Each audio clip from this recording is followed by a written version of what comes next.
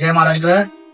अनिल झाडवके, तालुकाध्यक्ष मनसे वाहतूक सेना, स्वप्नील पडियार शहराध्यक्ष महाराष्ट्र नवनिर्माण वाहतूक सेना, उत्तम कुंभार मानकापूर शहराध्यक्ष आणि तसेच आमचे सर्व महाराष्ट्र नवनिर्माण वाहतूक सेनेचे पदाधिकारी. मला एक आमच्याकडे एक ड्रायव्हर बंधू निर्गुण हे आमच्याकडे आलेले होते. यांचं एका कंपनीमध्ये 1,52,500 रुपये यांचं पेमेंट अडकलेलं होतं आणि यांनी वारंवार त्या मालकाकडे विनवणी केली की आमचं बिल द्या, पण त्या मालकाने यांना कुठलीच दखलच घेतलेली नव्हती. म्हणजे पैसे बुडवण्याचा त्यांचा हेतू होता. हे ड्रायव्हर बंधू आपल्याकडे महाराष्ट्र नवनिर्माण वाहतूक सेनेचे त्यांनी सभासद झाले आणि सभासद झाल्यानंतर त्यांनी त्यांची व्यथा त्यांची अडचण आमच्या समोर मांडली. आमच्या समोर मांडल्यानंतर आम्ही त्या जे संबंधित कंपनीला फोन केला. एका फोनवरनं त्या व्यक्तीचा आमच्या ड्रायव्हर बंधूचं पेमेंट द्या, नाहीतर आम्ही मनसे स्टँड तिथे येऊन उत्तर कसं देऊ असं आम्ही त्यांना इंटिमेशन दिली. त्यानंतर तात्काळ दुसऱ्या दिवशी 1,52,500 रुपये ह्या आमच्या ड्रायव्हर बंधूंच्या अकाउंटवर जमा झाले. आणि पुढची गोष्ट म्हणजे कसं जमा झालं काय जमा झालं ते ड्रायव्हर बंधू स्वतः ते तुम्हाला आपल्याला सांगतील. नमस्कार, मी पिचलकरांचे टेम्पो धारक बोलावले. कागलमध्ये आमचं काम करत होतो मी आणि 3 महिन्याचं पेमेंट धरलेलं होतं. काय रिस्पॉन्स येत नव्हता, मालक पण उचलत नव्हता, दिवाणी पण उचलत नव्हता. आणि इथं आलो मी महाराष्ट्र नवनिर्माण वाहतूक सेनेकडे. मग इथं माझा मुद्दा मांडला.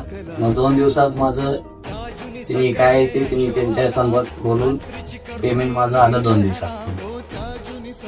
हे मी आभार मानतो यांचं सेनेचं. मी मानतो बोलावे. आम्ही मालकांशी कितीतरी रिक्वेस्ट करत होतो, मालक कधीच आम्हाला रेस्पॉन्स करत नव्हते आणि आमचं नंबर पण ब्लॉक केले. 1,52,000 रुपये अडकून 2 महिने झालं, 2 ते 3 महिने.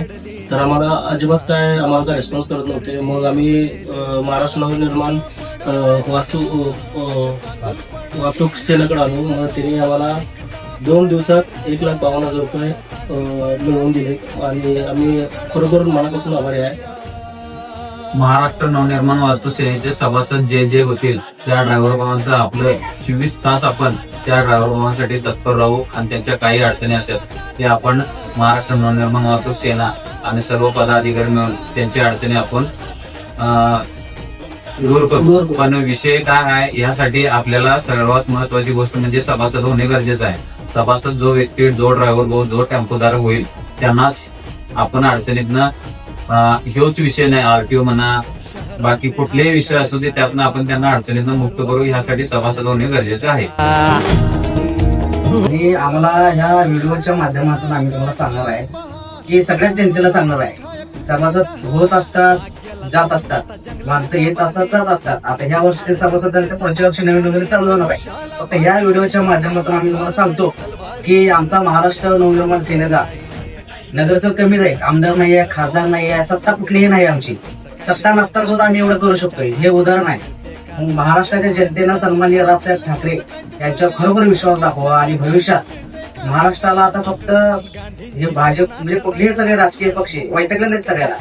एक संधी सन्माननीय राजसाहेब ठाकरेंना आम्हाला महाराष्ट्र नवनिर्माण सेनेला दिली तर भविष्यात महाराष्ट्राचं नवनिर्माण केल्याशिवाय आम्ही शांत बसणार आणि सन्माननीय राजसाहेब ठाकरे सुद्धा महाराष्ट्राचं नवनिर्माण नक्की घडवतील.